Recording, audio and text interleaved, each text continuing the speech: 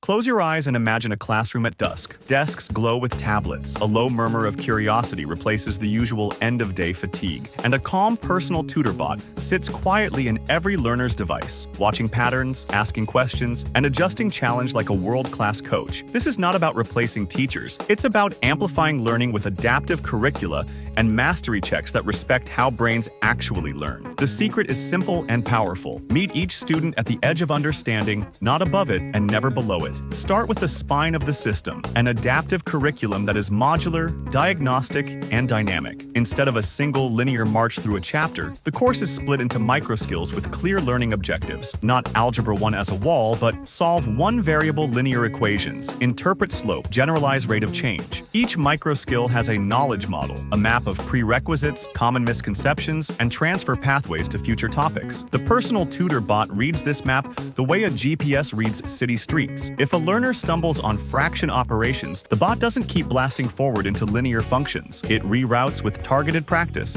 just-in-time explanations, and micro-lessons that repair the foundation. The classroom that listens, adaptive curricula, mastery checks, and the personal tutor bot. How does the bot know what to do? Through mastery checks, short, low-stakes assessments that surface conceptual grasp and procedural fluency without the pressure of a summative exam. These checks are multimodal, step-by-step reasoning prompts, error-spotting items, Socratic questions, interactive manipulatives, even think-aloud voice notes for emergent writers. The bot analyzes response patterns, time on item, change of answer, hint usage, error-type signatures like swapping slope and y-intercept, and productive struggle versus wheel spinning. It uses these signals to place each learner on a mastery spectrum, emerging to developing to proficient to advanced, and to adjust difficulty, pacing, and representation. Symbolic, visual, verbal, in real time. Mastery isn't a grade, it's a probability. The bot maintains a belief state about each micro skill, essentially, a confidence score that the learner can generalize the skill to new contexts. When the probability crosses a threshold, the bot gently moves on, but never forever. It schedules spaced retrieval, tiny, well-timed reviews that strengthen memory and resistance to forgetting. When the belief dips, say after a long weekend or a new unit that stresses the same idea from another angle, the bot inserts a booster prompt. The result is an ongoing conversation with memory, not a cram and forget cycle. Personalization is not coddling, it's precision. A strong personal tutor bot differentiates along three axes: pace, how fast, path, what next, and scaffold, what kind of help. For a learner who races through computation but stalls on word problems, the bot increases schema building, visual models, worked examples, compare and contrast tasks that reveal structure. For a learner with high insight but slow accuracy, the bot supports deliberate practice, drills with variability, error journaling, and timed sprints that build automaticity without losing understanding. Crucially, the bot keeps metacognition in the loop.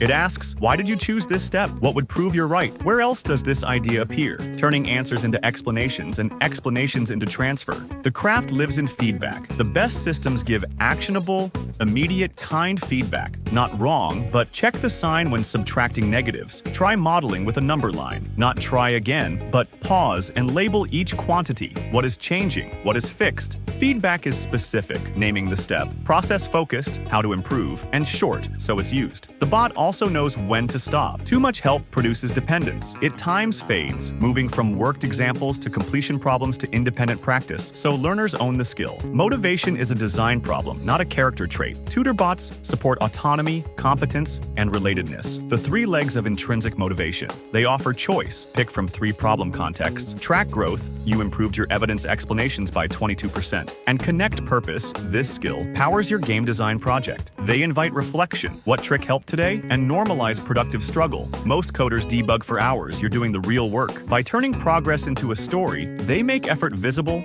and failure safe. What about the teacher in this world of whispers and probabilities? The teacher becomes a conductor of understanding. The bot feeds dashboards that are human-readable, heat maps of mastery, lists of misconceptions, flagged students who are stuck, exemplar responses worth showcasing. The teacher sees who needs a mini lesson on unit rates, who should pair up for peer teaching, which why question pulled the richest thinking, and where to pause the class for a whole group sense-making discussion. The teacher remains the person who decides what matters, which examples are ethical, and when to slow down for wonder. The bot does the pattern spotting. The teacher does the meaning-making. Adaptive curricula go beyond math. In literacy, the bot builds vocabulary maps, tracks syntax hurdles, and coaches evidence-based writing with sentence starters that gradually fade. In science, it probes conceptual models, draw how you think seasons work, highlights misconceptions, closer to the sun in summer, and sets up discrepant events, short simulations where intuition fails and thinking updates. In computer science, it scaffolds decomposition, tracing, and debugging, turning syntax errors into teachable moments and celebrating tests as much as solutions. Safety, bias, and academic honesty are part of the design brief. A personal tutor bot must refuse to produce final answers when the goal is thinking. Instead, it should offer hints, analogies, checklists, and error detectors. It must avoid bias in examples, diverse names, contexts, and histories, and it must surface sources when providing background knowledge so learners can evaluate credibility. It should include offline pathways, printable practice decks, phone light modes, and no login sessions, so connectivity doesn't gate learning. And it should let teachers override, because professional judgment is not a bug, it's the heart of schooling. Now picture the last 5 minutes of class. The bot pushes a 2-question mastery check tuned to each learner's weakest subskill. Green lights flash, a few amber lights blink, the teacher glances at the dashboard. Tomorrow's warm-up will tackle ratio language, and 3 students will get a targeted conference with sentence frames ready. Nobody's behind, everyone is just in progress. The bell rings. Not triumphal music, just a steady hum of competence, the feeling that learning moved because the classroom listened. The teacher's second brain. Workload relief,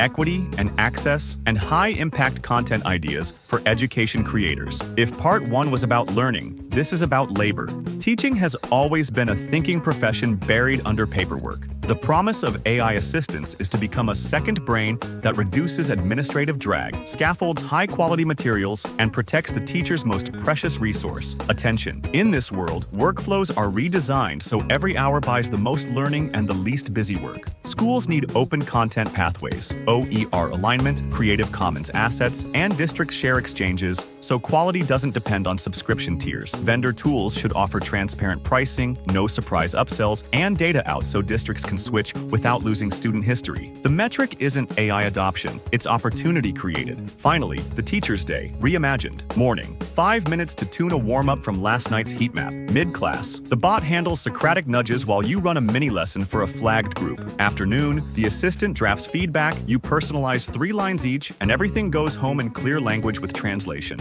Evening, no stack of papers, just notes about joyful moments and tomorrow's questions. That's the metric, less clerical, more human. AI in education should never be a spectacle of automation. It should be a quiet, sturdy exoskeleton for learning. Adaptive curricula that find each student's edge, mastery checks that keep knowledge alive, assistants that return time and focus to teachers, and equity choices that widen the circle of participation. Build with privacy, access, and teacher agency in mind, and the personal tutor bot stops being a novelty and becomes what it always should have been, a companion to human teaching in service of thinking, care, and possibility.